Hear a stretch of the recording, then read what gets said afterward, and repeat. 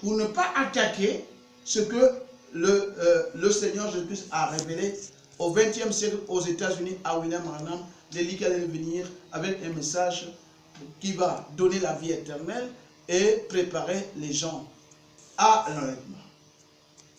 Voilà, bien aimé. Alors, je continue. J'en viens ici, là. À la page 16. Le frère Branham continue. Voyez-vous, au cours de ces 15 ans de réveil davantage, pas une seule dénomination n'est sortie. Aujourd'hui, c'est plein, hein? C'en est plein.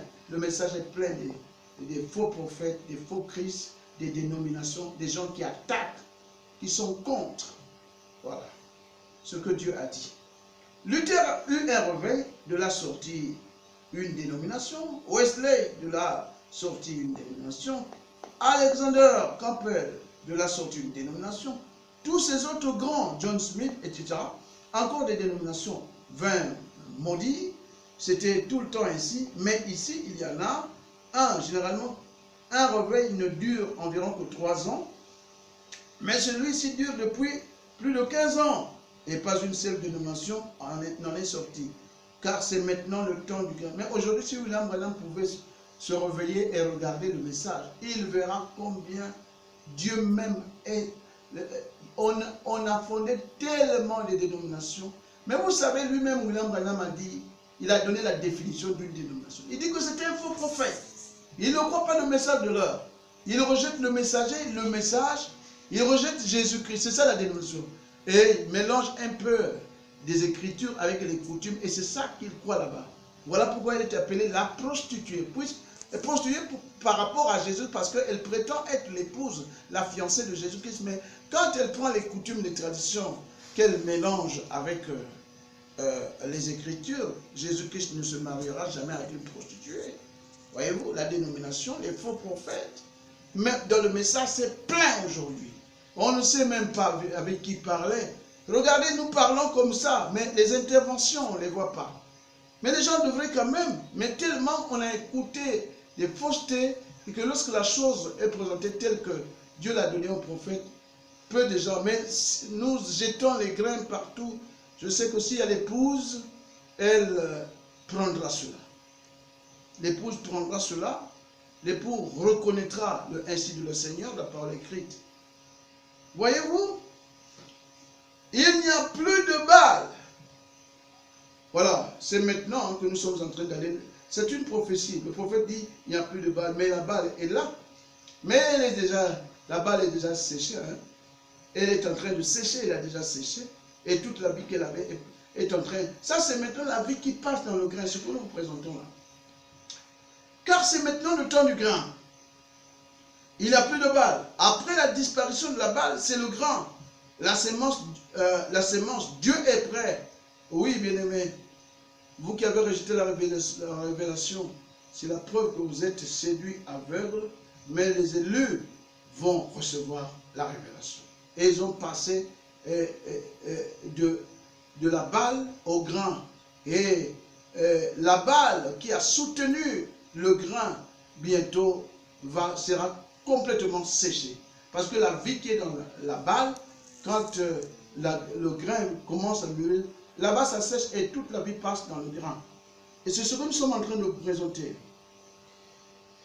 Dieu est prêt. S'il n'est pas en train de le faire maintenant, sachez qu'il va appeler une église à la perfection par sa parole. Qui le fait? C'est Jésus-Christ. Remarquez, il doit y avoir une réponse quelque part. Et étant donné que le mystère de Dieu des 7 sceaux, combien comprennent cela? Les 7 sceaux aussi, il y a même beaucoup de pasteurs dans le message. Il a une grande assemblée, mais cette assemblée n'a jamais été enseignée sur la révélation des 7 sceaux. Oui. Mais la révélation de 7 sceaux, c'est ça le message. Quand on ne connaît pas les 7 sceaux, alors on prend les 7 tonnerres, on les met là-dedans, alors qu'on n'en trouve pas. C'est vrai qu'on en a parlé, mais les 7 tonnerres révéleront le 7e sceau, ça, le prophète l'a dit.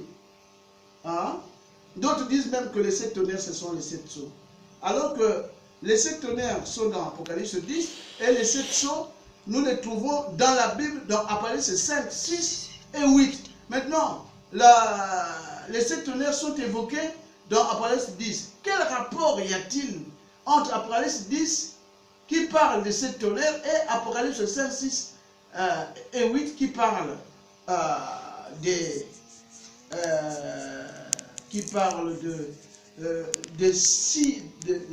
7 sceaux? Ce que je sais et ce que le prophète a dit, c'est qu'il y a une relation entre les 7 tonnerres et le 7e sceau. Mais les 7 tonnerres ne sont pas les 7 sceaux. Voilà. Et là-bas aussi dans Apocalypse 10, je voudrais dire en passant que William Branham, son ministère n'est pas là-bas. Il n'est pas l'ange d'Apocalypse 17. Il est l'ange d'Apocalypse 3, 14. Si nous voulons connaître la place de William Branham dans les 7 âges de l'Église, alors il est l'ange. Le mot ange signifie messager. Il est l'ange d'Apocalypse 3, 14. Il n'est pas l'ange d'Apocalypse 17. Voilà. Je voulais vous dire cela en passant. Combien comprennent cela, dit le prophète? Levez la main. Voyons. Je pense que la plupart font partie de notre assemblée. Écoutez, si ce n'est pas le cas, les brochures qui traitent de ce sujet, quel sujet, mariage et divorce, vont bientôt sortir. Et voici la brochure.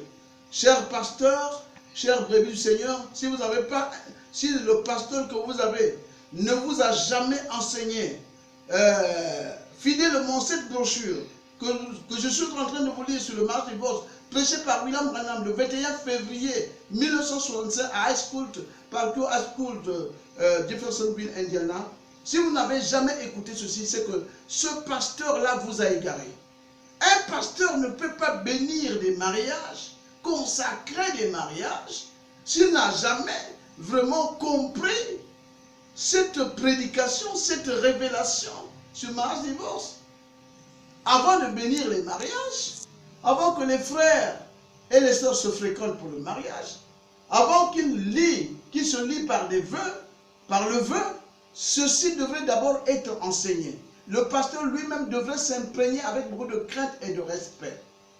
Alors, si le pasteur n'a pas enseigné ceci et que vous êtes dans une assemblée, bien aimé, sachez que vous êtes perdu. Le pasteur là vous a égaré. Il est faux. Parce que ça c'est, comme nous venons d'entendre par la bouche du prophète, mariage et divorce. C'est le défi de l'heure. À l'époque de Moïse, les gens voulaient la réponse. À l'époque de Jésus, les gens voulaient la réponse. À l'époque de Paul, à l'époque de William Branham. Mais vous êtes dans le message et vous n'avez jamais reçu cet enseignement. Le pasteur n'a jamais prêché sur les sceaux. Le pasteur n'a jamais prêché sur la révélation. Mariage et divorce, alors sachez que vous êtes une véritable dénomination. C'est vous. C'est vous qui avez mis Jésus-Christ hors du 7e âge. Parce qu'aujourd'hui, il est à la porte. Ce que le prophète a dit, c'est réalisé à minuit. Le prophète, le Seigneur, le propriétaire de l'Église, a été chassé par ceux qui ont cru les fausses doctrines. Et c'est ça qu'on appelle les faux prophètes, les dénominations, les prostituées. Alors, paragraphe 62. Jésus, dans notre texte, nous invite à retourner au commencement pour obtenir la véritable réponse scripturaire. Quand vous entendez la réponse scripturaire là, c'est-à-dire ce que nous allons retenir sur le mariage et le divorce, ce que les gens doivent croire et pratiquer. Quand il fut confronté avec ceci, il y avait 2 questions. Le prêtre lui dit, est-il permis à un homme de répudier sa femme pour un motif quelconque? Et Jésus répondit, au commencement, il n'en était pas ainsi. Il dit alors, Moïse nous a prescrit une lettre de divorce et de la répudier pour n'importe quel motif. Bien-aimés, vous n'avez pas le droit. Les pharisiens, et aujourd'hui aussi il y a des pharisiens, à l'époque du Seigneur Jésus-Christ, les pharisiens étaient venus lui dire, Moïse nous a dit de répudier nos femmes pour n'importe quel motif. Mais le Seigneur leur avait dit, ne le faites plus. Vous ne devez répudier votre femme que si vous l'avez attrapée entre les mains d'un autre homme en flagrant délit d'adultère. Si ce n'est pas le cas, vous répudiez votre femme. D'abord, je vais lire ça tout à l'heure, bien aimé. Vous ne pouvez pas seulement parler, il faut que je vous donne l'écriture. Ne blaguez pas. L'unique, le motif, pas pour n'importe quel motif. On ne peut pas répudier sa femme pour n'importe quel motif. Le motif, le Seigneur l'a évoqué ici, dans Matthieu 19. Ici, là, qu'est-ce qu'il a dit? Le motif pour lequel tout homme doit répudier sa femme. Tout